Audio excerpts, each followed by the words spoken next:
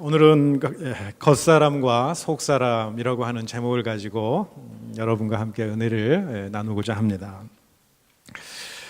동물들이 태어나서 자란 곳을 다시 찾아가는 것을 귀소 본능이다, 그렇게 이야기를 하지 않습니까?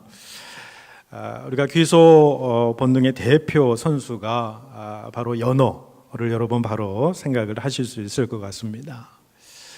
한국에 가보면 강원도 양양이라고 하는 남대천이라는 곳이 있다고 합니다. 거기에 해마다 이 연어들이 계속해서 올라오게 되는데 거기에 연어 축제를 해마다 이렇게 성황리하고 있다고 하는 소식을 듣게 되었습니다. 우리가 가만히 생각해 보면요, 이 강원도 양양의 그 남대천, 거기에서 태어난 연어가 어디까지 가서 사냐면요, 알래스카 바다까지 가서 산답니다. 거기 살다가 오직 이제 알을 낳게 될 때가 되면은 이 자기가 태어난 이 남대천으로 그 양양 시골 그 골짜기로 다시 돌아오게 되는 것이죠. 그 알래스카에서 이 남대천까지는 수천 킬로미터가 떨어져 있는 곳일 거죠.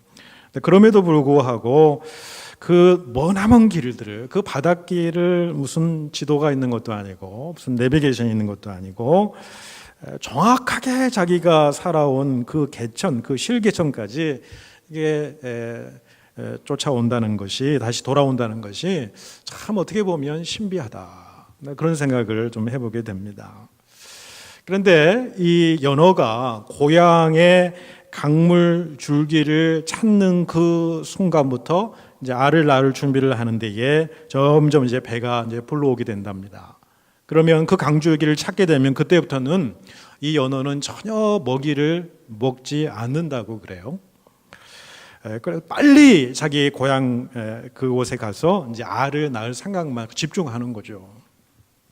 때로는 얕은 물을 거슬러 올라오기 때문에 그 바닥에 자갈들이 있어서 몸에 긁혀가지고 때로는 몸에서 피가 나기도 하고 몸이 찢겨 나가기도 하고, 또 여러분이 많은 화면에 봤을 것입니다만은 작은 폭포가 있으면 거기를 서슴없이 뛰어서 오를 정도로 놀라운 힘을 이제 발휘하기도 하는 그런 모습을 보이기도 하고, 중간에 올 때의 들짐승이라든지 이 새들에게 잡아먹히는 그런 경우도 종종 있다고 한다는 거죠. 마침내 고향에 돌아온 연어들의 몸이 성할 리가 없겠죠. 그래도 잠시도 쉬지 않고 안전한 자갈 사이에 알을 낳게 됩니다. 그리고 마지막 힘을 다해서 자갈로 그 알을 다 덮어놓고서는 생을 마감한다. 이게 연어다라는 거예요.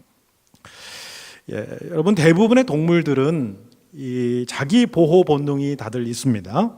그러니까 위험이 생기게 되면 자기 생명을 지키려고 하는 기본적인 이 본성이 그 가운데 이게 마련이다라는 거죠. 그런데 그런 본성을 거스리고 이 연어는 위험과 어떤 고난에 자기를 내어 던지는 그 연어의 모습을 보게 되더라는 거죠. 우리가 이 자연의 모든 상황이라든지 인간사에 되어지는 일들을 바라볼 때에 우리 믿는 크리스찬들은 바로 그 배후에 역사하신 하나님의 뜻을 우리는 발견하는 사람들이거든요. 그러니까 연어의 그런 모습을 우리가 바라보면서 거기에는 하나님이 우리를 통해서 깨닫기를 원하시는 하나님의 뜻이 있구나 라는 생각들을 우리가 해보게 된다고 한다면, 저는 이런 생각을 해보게 됩니다. 하나님께서는 바로 우리들에게도 영혼의 안식처를 우리가 찾기를 원하시고, 하나님을 찾는 근원적인 존재, 우리를 있게 한 존재, 그 하나님의 근원적인 어떤 존재를 향한 어떤 사모함과 그리움, 그런 것들을 우리 가운데 만들어 놓으셨다라는 사실을 우리가 생각할 수 있을 것 같습니다. 사람에게도 귀향 본능이라는 것이 다 있습니다. 우리가 떠나온 고향 산천에 대한 그리움이 다 있게 마련이죠. 거기서도 함께 살았던 사랑하는 사람들에 대한 그리움이 있게 마련입니다. 향수가 있게 마련이죠. 특히 이민 생활을 하고 있는 우리들에게는 그러한 어떤 향수가 진할 수가 있다라는 것이죠. 그런데 사람에게는 보다 더 근원적인 영적인 어떤 본향에 대한 그리움이 그 사람의 마음 가운데 있다라는 것입니다. 그래서 어거스틴이 아주 유명한 고백을 했는데, 하나님이시여 당신의 품에서 안식을 얻기까지 내게는 쉼이 없었나이다, 이렇게 고백을 하는 거죠. 자신의 인생 가운데에 참 젊었을 때 많은 방황을 하지 않았습니까? 죄악된 삶을 살아가기도 하고 이단에 빠져보기도 하고 마음의 평안이 없었던 거죠. 아무리 육적인 욕망을 채우더라도 이단 사상에 빠져봐서 거기서 구원을 가져다 줄 걸로 알고 생각하고 그 가운데 빠졌지만은 마음의 평안이 없습니다. 안식이 없습니다. 그런데 하나님 품에 안기니까 참된 안식이 있더라, 평강이 있더라, 그런 고백을 하게 되는 것을 우리가 보게 됩니다.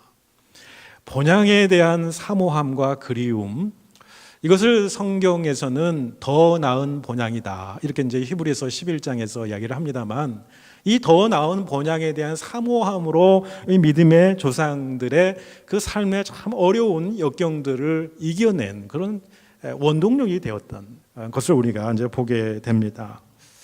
여러분, 인간은 하나님의 형상으로 창조되었기 때문에 그 인간의 깊은 마음속을 보면요, 영혼 저 깊은 곳에 보면 말하자면 하나님의 DNA 같은 것이 우리 안에 숨겨져 있다는 거예요. 그렇기 때문에 우리가 하나님의 품 안에 거할 때만이 참된 안식이 있고 절대 평안이 있고 절대 평강이 있다는 거예요. 왜? 하나님으로부터 온 존재이기 때문에 우리가 그 하나님의 품에 있을 때에 세상에 앗아갈 수 없는 환경과 형편과 여건에 상관없는 그 안식을 하나님 품 안에서 누리게 되는 것이 하나님의 자녀들의 삶의 모습이다라는 것을 보게 됩니다. 우리 내면 안에, 그래서 우리 영혼 안에 거하는 하나님이 창조하신 그 하나님의 본래의 모습, 그 형상, 그 모습을 저는 오늘 본문이 이야기하는 속사람이다, 이렇게 저는 생각을 합니다. 그래서 오늘 본문이 이야기하는 이 속사람이 새로워진다라고 하는 의미는 한마디로 무엇이냐면, 우리는 보이는 세계에 집중하는 것이 아니라 보이는 세계 저 너머에 보이지 않는 세계가 있다고 믿는 사람들이라는 거예요. 근원적인 세계가 있습니다. 나를 나되게 만드는 존재의 근원이 되는 존재가 있다. 하나님이 계시다는 거예요. 세계의 근원이 되는 그런 존재. 그 하나님 안에서 누리는 참된 안식과 평강과 담대함이 있다라고 한다면 그것은 우리의 속사람이 강건해지는 삶이라는 거예요. 새로워지는 삶이라는 거예요. 그래서 오늘 말씀은 우리가 진정 크리스찬으로서 세상 사람들과 다른 삶의 모습이 무엇이냐를 이야기해 주고 있는 거예요. 속사람, 우리는 속사람이 새로워질 수 있는 사람이에요. 속사람이 강건해질 수 있는 사람이에요. 영혼의 강건함이 우리 가운데 있는 사람이라는 거죠. 이것은 여러분 세상 사람들이 이해하지도 못합니다. 경험하지도 못하는 거예요. 우리 크리스찬들이, 믿음을 가진 신앙인들이 가질 수 있는, 누릴 수 있는 그런 신앙의 삶의 모습에 대해서 오늘 본문이 우리에게 말씀해 준다고 봅니다. 자, 오늘 본문 이 고린도 후서지요. 이 고린도 후서가 이 사도 바울에서 기록된 연대가 AD 57년경이다, 이렇게 얘기를 합니다. 일반적으로 사도 바울의 출생 연도는 이 예수님의 출생 연도와 별반 다르지 않습니다. 그러니까 AD 57년경이다라고 한다면 이 고린도 후서를 썼을 때의 사도 바울의 나이가 60세가 조금 안 된 그런 나이였을 것입니다. 당시 수명으로는 이 60세라고 하는 나이는 굉장히 사실 늙은 나이입니다. 요즘으로는 그렇지 않습니다만은 당시에는 40세에서 45세가 평균 나이였습니다. 그런 걸 생각해 본다면 굉장히 이제 늙은 나이에 있는 것이죠. 그러면서 오늘 본문 16절에서 자기의 겉사람이 어떻게 되면 낡아지고 있다라는 사실을 그는 참 몸으로 자기가 느꼈을 거라고요. 자기 몸이 후패해져 가고 있구나, 내가 급속히 늙어 가고 있다라는 것을 느끼면서 오늘 본문 말씀을 경험적으로 이야기를 했을 거다라는 이야기입니다. 실제적으로 사도 바울은 이 고린도 후서를 쓰고 나서 정확히 10년 후에 AD 67년경에 로마에서 순교당하는 것으로 생을 마칩니다. 자, 사도 바울이 오늘 그의 인생 가운데 경험적으로 이야기하는 것처럼 겉사람은 낡아지고 속사람은 날로 새로워진다라고 하는 이 표현을 썼습니다만, 여러분, 겉사람은 누구고 속사람은 누굽니까? 물론 나라고 하는 존재, 나라고 하는 사람은 단 한 사람이에요. 우리 기독교 신앙은 영과 혼을 둘로 나누지 않습니다. 이원론적으로, 이분법적으로 나누지 않아요. 전인적인 몸과 영혼의 합일체로 우리 사람을 바라보게 됩니다. 그런데 그 한 사람 속에는 뭐냐면 사람의 눈에 보이는 겉모습이 있다라는 거죠. 그게 뭐예요? 우리 몸이라는 게 몸. 우리 몸이 있게 되는 것이고요. 그러나 우리의 사람의 눈에는 보이지 않는 또한 세계가 있다는 거예요. 그게 뭐냐면 우리 인간의 내면의 세계가 있다는 거예요. 영혼의 세계가 우리 가운데 있다는 거예요. 밖으로 보이진 않지만은 분명히 존재하는, 이게 이제 속사람이다라는 것이죠. 바울이 고린도후서 4장에 들어와서는 육신을 여러 가지로 표현을 합니다. 질그릇이다 표현을 하고, 몸이다 표현을 하고, 죽을 육체다 이렇게 표현하기도 합니다. 그런데 오늘 본문 말씀에서는 그 육체를, 몸을 겉사람이다 이렇게 이제 표현을 한 거죠. 그러니까 다 같은 의미가 있습니다.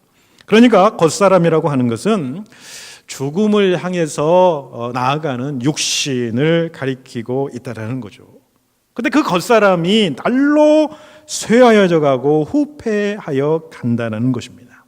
이것은 누구나 예외가 없는 상황이라고 하는 것이죠. 의학적으로 말하면은 인간은 언제부터 늙기 시작을 하는가? 의학적인 어떤 기준을 가지고 이야기하느냐에 따라서 다를 수는 있겠습니다만은 여자는 24, 24세 이상이면 이제 늙어간다는 거예요. 남자는 26세라고 그렇게 얘기를 합니다. 그리고 인간이 가장 예쁘고 건강하고 그렇게 될 나이가 언제느냐? 이건 서양과 동양이 다 동일한 것 같아요. 우리가 낭랑 18세라고 그러잖아요. 그 18세가 가장 육체적으로 아름답고 건강할 때라는 거예요. 그래서 서양에서도 이 18세를 성인 기준으로 삼는 것을 이제 보게 됩니다. 여러분, 겉사람은 낡아지게 되어 있습니다. 여러분이 아무리 주름가에 주름살을 없애주는 아이크림을 바르고 주름살 방지 크림을 바르고 안티에이징 크림을 발라보세요. 조금 늦출 수는 있겠습니다만은 우리의 나이를, 우리의 세월을 거꾸로 흘러가게는 하지는 못하는 거죠. 아무리 우리가 좋고 영양가 있는 것을 우리가 먹을지라도 아무리 열심히 운동을 해보세요. 좀 지체시킬 수는 있습니다만은 그걸 거꾸로 시간을 되돌릴 수는 없는 겁니다. 아무리 연세 드신 분들이, 젊은 사람들이 입는 힙합 스타일의 옷을 입고 막 이렇게 나오신다고 하더라도 그 연세 드는 것은 그 막을 수가 없는 거예요. 근데 물론 젊게 살고 아름답게 보이고 건강한 삶을 살아가는 것은 인간의 본능이에요. 근데 그것을 추구하는 것이 나쁜 게 아닙니다. 오히려 좋은 것이죠. 그런데 그렇다고 그렇게 산다고 할지라도 이 나이를 거꾸로 돌이킬 수는 없는 것이다. 여전히 우리의 육신은 후패해져 가는 육신 가운데에 있다라고 한다는 그런 사실입니다. 그런데 여러분, 오늘 본문의 말씀은 이 이야기가 전부가 아니다라는 사실입니다. 사도 바울은 우리가 보이지 않는 것을 추구하고 살아간다면은 우리의 겉사람은 후패해지지만은 우리의 속사람은 날이 갈수록 점점 더 새로워질 것이다, 이렇게 말씀하는 거죠. 사도 바울은 참 아픈 육신을 끌고 살았던 사람 아닙니까? 하나님 앞에 3번씩이나 간절히 기도했던 그런 사람인데 육신의 질병이 고쳐지지 않아요. 그리고 연세가 이제 60이 되어 갑니다. 근데 점점 늙어가지고 몸은 후패해져 가는 걸 느끼는 거예요. 그럼에도 불구하고 자기네 심령 가운데 새로운 하나님의 영이 자기를 새롭게 만드는 하나님의 그 놀라운 역사를 그가 체험하고 오늘 본문 가운데 이야기를 하고 있다는 거예요. 여러분, 속사람이라는 것은 우리가 중생하고 거듭나고 구원받은 영적인 실존을 이야기를 하는 겁니다. 하나님이 창조하신 그 형상 모습 그대로의 참된 자아의 모습, 이라고 볼 수가 있는 거죠. 내세적인 실존으로 장차 하늘나라에 들어갈 중생한 영혼이라고 볼 수가 있습니다.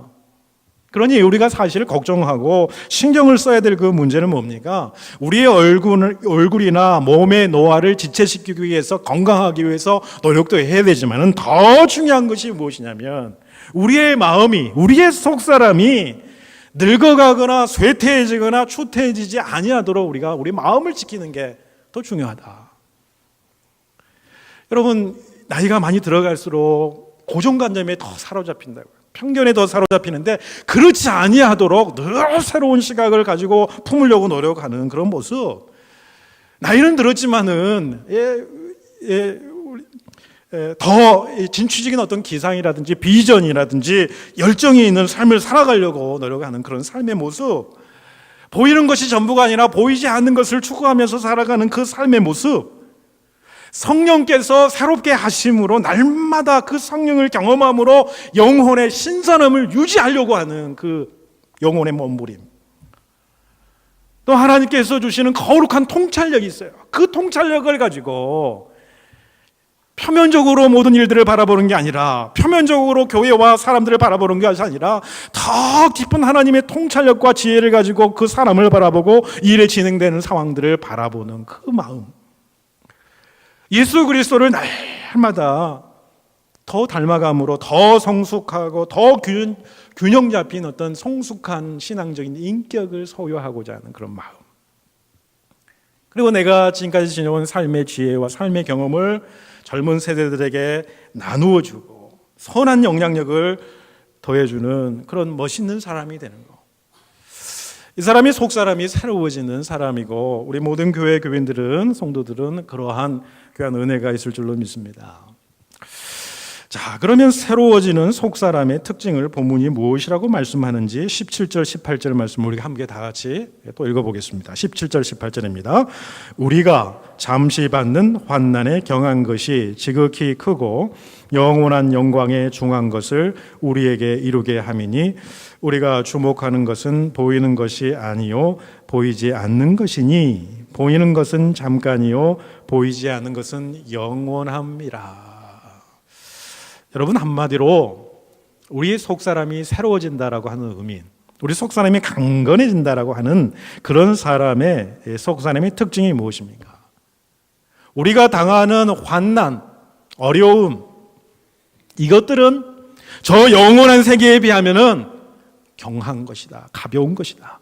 아무리 힘들고 어렵고 죽음의 상황 가운데 있어도 저 영원한 세계를 우리가 마음에 품으면 그것은 경한 것이다 라는 것이죠. 그리고 보이는 것은, 우리 눈에 보이는 것은 잠깐 잠시 뿐일 것이고 그 뒤에 보이지 않는 영원함, 그 영원한 세계를 바라볼 줄 아는 그 지혜, 그 지혜를 오늘 이제 본문이 이야기를 해주고 있는 거죠. 전에도 한번 이야기를 해드린 적이 있는 것 같습니다만 어느 날 이 왕이 궁중의 보석 세공업자를 불러서 지시를 합니다. 나를 위해서 반지를 하나 만들어라. 근데 그 반지에는 내가 큰 승리를 거두었을 때에, 내가 기쁨을 억제하지 못할 때에 내 마음을 제어할 수 있는 글귀여야 되고, 또 내가 실패하고 좌절하고 낭만과 절망에 빠져 있을 때에도 빨리 헤어나올 수 있는, 나를 구해 줄 수 있는 문구여야 될 것이다 라고 이야기를 합니다. 이 작은 반지 안에 그 문구를 어떤 글을 써야 될지 참 어려운 문제죠.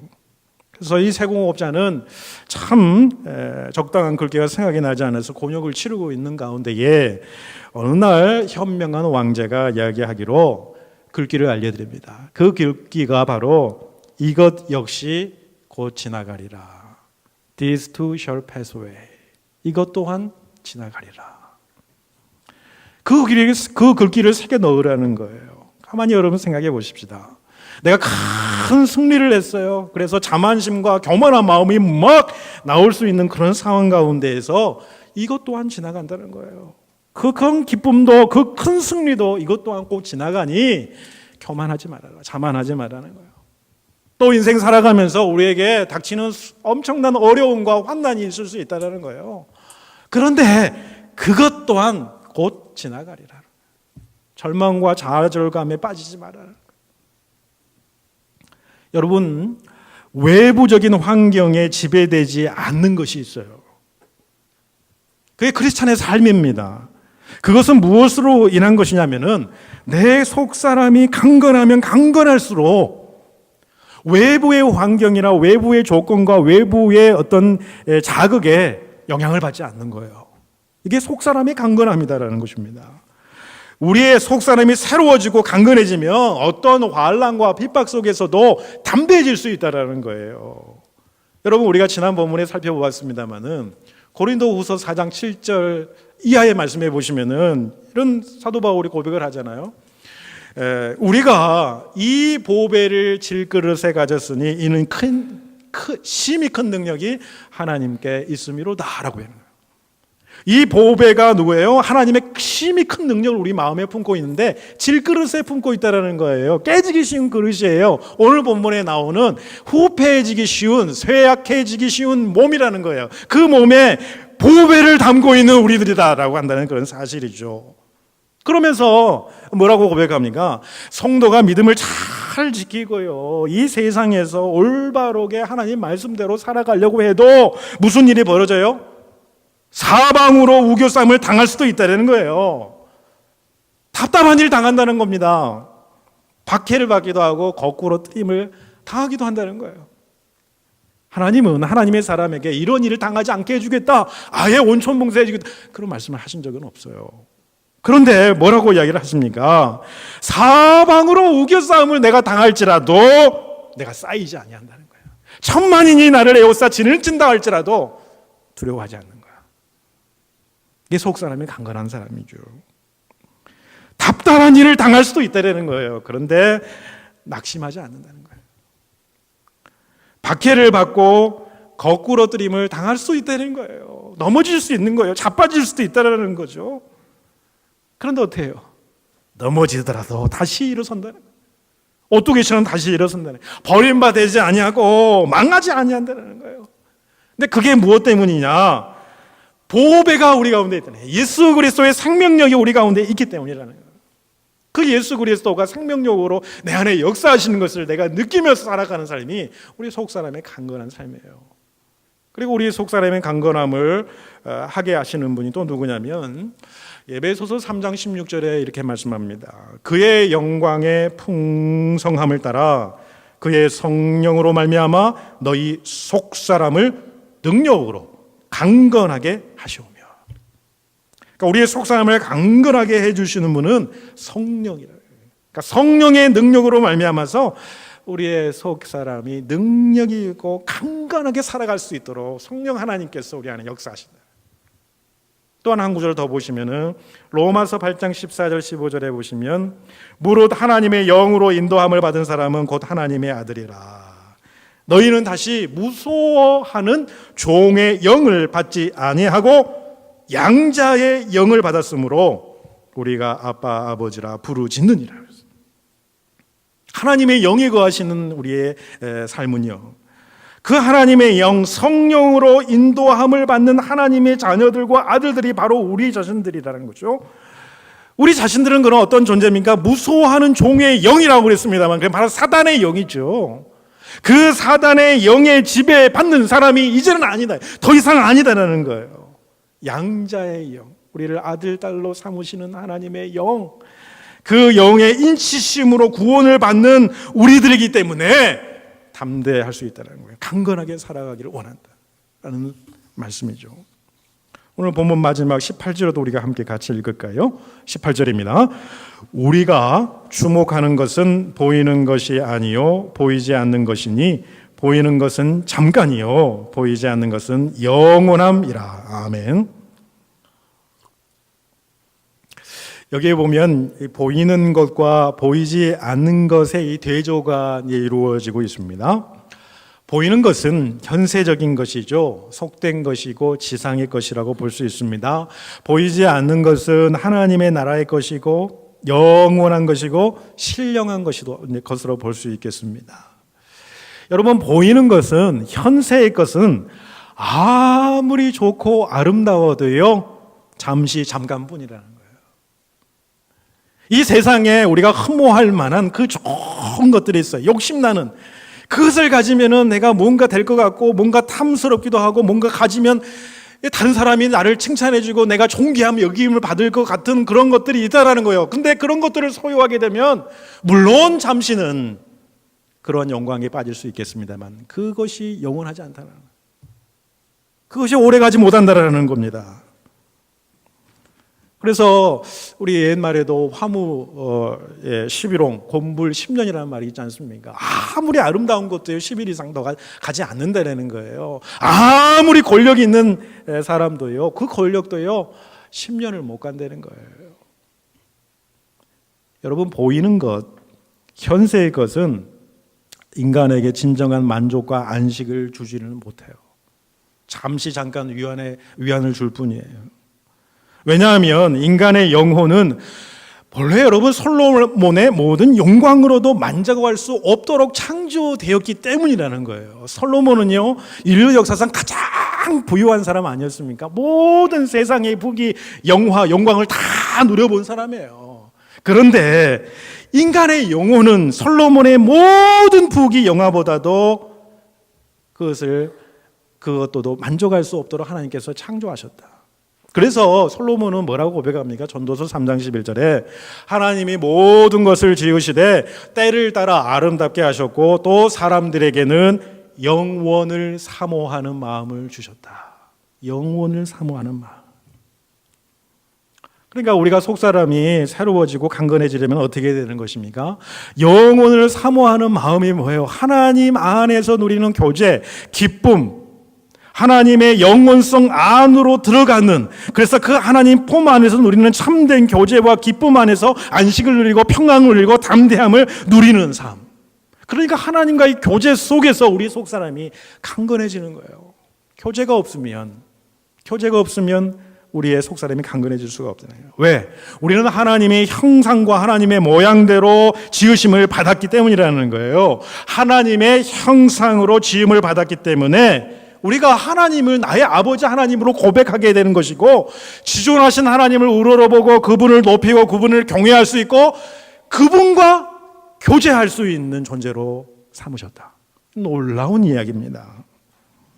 그러니까 속사람이 강건해지고 새로워지려면 하나님과의 그 교제 속으로 들어가서 그 교제를 즐거워해야 된다라고 하는 것이죠. 물론 우리가 이 땅에서의 삶은 아무리 신앙이 깊은 사람이라고 할지라도 하나님과 우리의 교제는 부분적이고 불완전한 교제일 수는 있어요. 고린도전서 13장에 보시면은 사도 바울이 뭐라고 그러냐면, 지금 우리가 하나님 안에서 누리는 교제는 불완전하고 희미한 것일 수 있다라는 걸 어떻게 표현하냐면, 마치 거울을 보는 것처럼 지금은 희미한 것 같지만은 그때가 되면은 하나님과 하나님의 나라에서, 그 하나님 나라에서 교제하는 그 순간이 되면 하나님의 얼굴을 대면하여 볼 것이요 그랬어요. 부분적으로 그 하나님을 아는 것이 아니라 완전하게 그 하나님을 안다. 그런데 오늘 우리들의 삶은 어느 한순간 주님의 그 임재와 또 주님의 교제 속에서 그 주님의 그 사랑을 느끼다가 또 어느 한순간은 주님이 계시지 않는 것 같아. 주님을 전혀 느낄 수 없는 그런 상황에 빠져들 때에 시험에 빠져 허우적거리고 있는 그런 모습도 우리 가운데 솔직히 있다라는 거예요. 그런데 사도 바울 선생님은 확실하게 이야기해 주는 것이 무엇이냐면, 그리스도인들에게 주어진 최고의 특권이 무엇이냐면 그거는 주님과의 교제라는 거예요. 교제. 고린도전서 1장 9절에 너희를 불러 그의 아들 예수 그리스도 우리 주와 더불어 교제하게 하시는 하나님은 미쁘시도다. 주님과 교제하도록 하나님이 우리를 인쳐주셨다, 그런 말씀이죠. 이 주님과의 교제를 통해서 사도 바울은 그의 인생 가운데, 선교 여정 가운데 온갖 어려움과 시련을, 또 죽음 앞에서도 그것들을 극복하게 만들었던 건 뭐예요? 주님과의 교제였다는 거예요. 주님이 당신과 함께하기 때문에, 주님의 사랑과 주님의 위로가 그 가운데 함께하기 때문에 외부에서 나오는 여러 가지 환경과 억압과 이 핍박과 이 죽음의 위협 가운데서도 그것을 초월하여 넘기는 주님이 나와 함께 계시기 때문에, 나와 교제하시기 때문에, 나를 사랑하시고 나에게 위로를 더하시는 분이시기 때문에 그 인생의 교훈 가운데 이렇게 고백할 수 있었다는 거죠. 여러분, 주님과의 교제를 즐거워할 수 있기를 축복해 드립니다. 하나님과의 참된 그 즐거움의 맛을 알고요, 그 주님과의 그 교제 속에서 참된 평강이고 안식이 있다, 그거 외에는 나를 충족시켜 줄 수 있는 그 아무것도 없다라고 하는 그런 믿음의 고백이 점점 더 깊어지는 여러분과 제가 될 수 있기를 축원해 드립니다. 시편 84편 1, 2절에 만군의 여호와여, 주의 장막이 어찌 그리 사랑스러운지요, 내 영혼이 여호와의 궁정을 사모하여 쇠약하며 내 마음과 육체가 살아계시는 하나님께 부르짖나이다. 얼마나 귀중한 고백입니까? 내가 하나님을 사모하는데 그 사모함이 지나쳐서 내가 쇠약해질 정도로 하나님을 사모하는, 그 하나님과의 교제를 사모하는 거예요. 그 하나님의 품 안에 잠기해서 그 하나님이 나를 위로해 주시고 그 하나님의 품 안에 있는 하나님의 존재, 하나님의 자녀로서 그 교제를 나누고 싶어하는 그런 마음, 사무친 애절한 그리움이라는 거예요. 무엇 때문입니까? 여러분, 그 성전을 사모하는 심령이 다윗이 그 건물을 그리워하는, 교회라고 하는 건물을 그리워하는 것입니까? 아니잖아요. 그 성전 안에, 그 교회 안에 드려지는 하나님과의 교제의 순간인 그 예배를 통하여 하나님을 만나고 하나님의 음성을 듣고 하나님의 영광을 목도하고 하나님께 예배하고 하나님과 교제를 나누는 그 그리움, 이것이 인생의 가장 큰 기쁨이요 평강이요 세상에 앗아갈 수 없는 것이다. 여러분, 그 성전을 사모하는 그런 심령이 저와 여러분 될 수 있기를 바랍니다. 그런데 그 성전뿐만이 아니에요. 우리가 예배드리는 현장은 거룩한 산제사로 하나님께서 예배를 드리라고 하셨어요. 우리의 삶의 모든 구석구석, 삶의 일상생활 속에서 그 하나님의 임재를 경험하고 하나님과 교제를 나누는 저희들의 삶이 될 수 있기를 바랍니다. 하나님의 임재 연습이라고 하는 책이 있어요. 그 책의 주인공인 브라더 로렌스 형제라고 하는 분이신데, 이분은 자신이 하나님을 교제하기에 가장 좋은 곳이 어디냐, 자신의 부엌이다, 그렇게 이야기를 합니다. 그래서 그의 일생을 기록한 전기 작가는 무슨 말을 하냐면, 부엌은 로렌스 형제의 성전이었다, 이렇게 이야기를 합니다. 이 로렌스가 어떻게 고백을 하냐면요, 하나님을 위해서 무슨 큰 일을 해야만 하는 것이 아닙니다. 나는 프라이팬에 작은 계란 하나도 하나님을 사랑하는 마음으로 뒤집습니다. 그 일이 끝나면 나는 부엌의 바닥에 엎드려서 하나님을 경배합니다. 그리고 나서 예배의 자리에 일어설 때 나는 어떤 왕도 느낄 수 없는 행복과 만족을 느낍니다. 이런 고백을 했어요. 그럼 부엌의 성자라고 불리는 사람입니다. 이 로렌스 형제는 같은 책 다른 부분에서 이렇게 고백합니다. 저는 종종 저 자신이 하나님께 찰싹 달라붙어서 엄마 품에서 젖을 빠는 아이가 맛보는 것보다 훨씬 더 큰 달콤함과 만족을 느끼게 됩니다. 이 세상에서 가장 평안해 보이는 모습, 달콤한 모습이 뭐냐면 엄마 젖을 빨고 있는 그 아이의 모습이에요. 근데 그것보다 더 달콤함과 만족을 그런 느끼게 된다, 이렇게 고백하는 거예요. 그 하나님과의 교제를 경험해 본 사람만이 말할 수 있는, 인간의 언어로 표현할 수 없는 거죠. 그 하나님이 주시는 평안을 누리는 삶은요. 그래서 이렇게 고백하죠. 가장 훌륭하신 조각가이신 하나님 앞에 놓인 돌처럼 내 자신을 전적으로 하나님 앞에 내어드리면서 제 영혼에 하나님의 완벽하신 형상을 새겨서 완전히 하나님을 닮게 해달라. 저는 그렇게 간구합니다.